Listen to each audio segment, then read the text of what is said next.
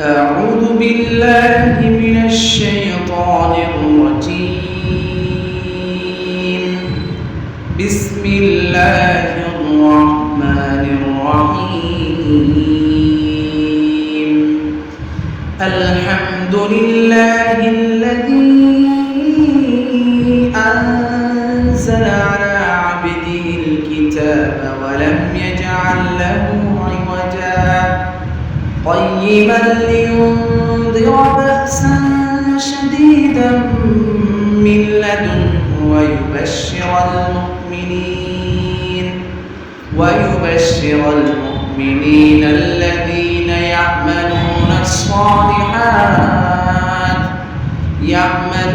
الصالحات أن لهم أجرا حسنا ماكثين فيه أبدا وينذر الذين قالوا اتخذ الله ولدا ما لهم به من علم ولا لآبائهم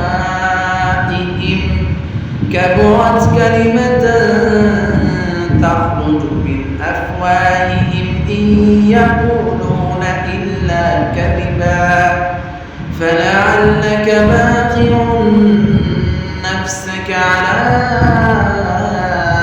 آثارهم إن لم يؤمنوا بهذا الحديث أسفا صدق الله العلي العظيم.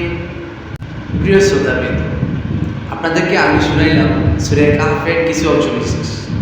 সূরা কাহফের অনেক বড় ফজিলত রয়েছে। শুক্রবার দিন জুমার আগে যদি কোনো ব্যক্তি সূরা কাহফ পাঠ করে, আল্লাহ রাব্বুল আলামিন তাকে আগামী জুমা পর্যন্ত দাজ্জালের ফিতনা থেকে হেফাজত করবেন। দাজ্জালের ফিতনা অনেক বড় একটা ফিতনা। এই ফিতনার ভিতরে আমরা এখনই পড়ে আছি। আর আমি আলোচনা করব না, তাওলামা ইকরাম আপনি আলোচনা করবেন। তো আপনাদেরকে এই মেসেজটুকু পৌঁছে দেব।